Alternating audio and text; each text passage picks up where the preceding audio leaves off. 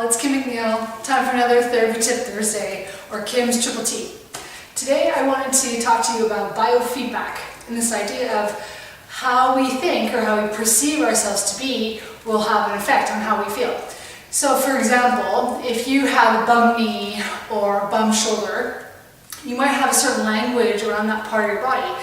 It might be your bad shoulder, it could be your stiff shoulder, your unhappy shoulder, whatever language you use. Even when you think about that area, you might start to feel a little uncomfortable, a little tense, depending on what you've gone through. Maybe it's a history of injuries, or maybe even it's a yoga pose that you can't quite do because you feel limited in that area. So let's then start to change that, change the way we think about ourselves, really. So biofeedback can have a really strong effect on how fast we recover, how fast we go from a tight muscle to a nice long, or a muscle that allows itself to release when it's cued to, a muscle that functions properly, and then a joint that functions properly. So it's just a fancy word, biofeedback, of that relationship between what your brain is thinking and what your body is doing, and the sensories or the feedback that you get from your body. So I'm going to give you 4 tips to try to change, not try, but we're definitely going to change the cycle of how you perceive yourself. So the very first step, number 1 tip out of the 4, is to notice you're doing it. So as G.I. Joe says, knowing's half the battle. So you have to be aware of maybe a habit that you've developed before you can start to change it. So that just takes a little bit of patience, a little bit of practice, and pick up on when you start to see or hear yourself, I guess, in your head, say those negative cues. So a negative cue is anything that is not a positive affirmation for yourself, right?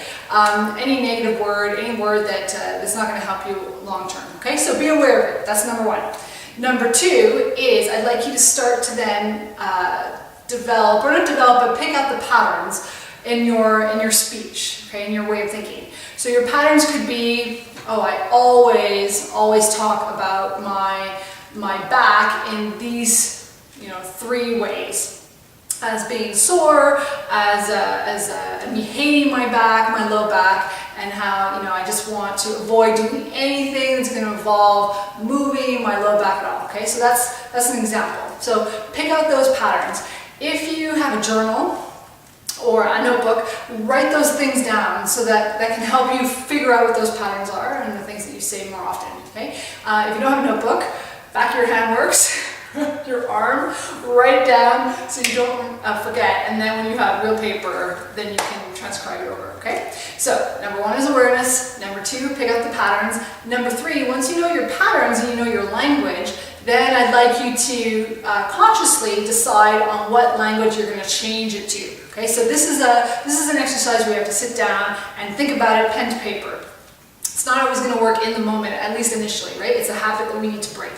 So, change your language. Could be anything at all, right? Make it as silly as you need to, or as funny as you need to. Just something that's going to change how you feel, right? That guttural feeling that you get, that gut feeling about a certain part of you.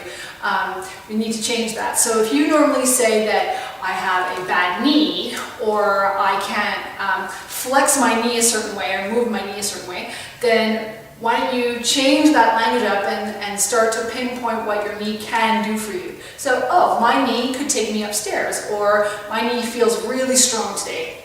Okay? And then you're going to pick on those few things that changing the language, pick a few, and then you're going to stick with them for step 4, is that when you're aware of them, once you've seen your habits, right, and you've already decided what your new language is going to be, you put that into practice. So yoga practice is a great time for this. Teachers can even do it too, right? They talk about tight muscles and long muscles or whatever it is. So you're going to put it into practice. If it helps and you don't feel kind of weird about it, you can say it out loud. You might get funny looks, but who cares? Or say it in your head, quietly to yourself. And I promise you, with those 4 tips, and practice makes perfect, you will change the biofeedback loop in the cycle that you have created for yourself, and I know that you'll start to feel better, okay? So give it a go, let me know how it works, your experiences, if you've tried this already, how did you learn about it, and how does it work for you? Put that in the comments below. Otherwise, you can connect with me on kimcneilyoga.ca, sign up for my newsletter, and you'll get this Therapy Tip Thursday sent to your inbox every week. Thanks, guys.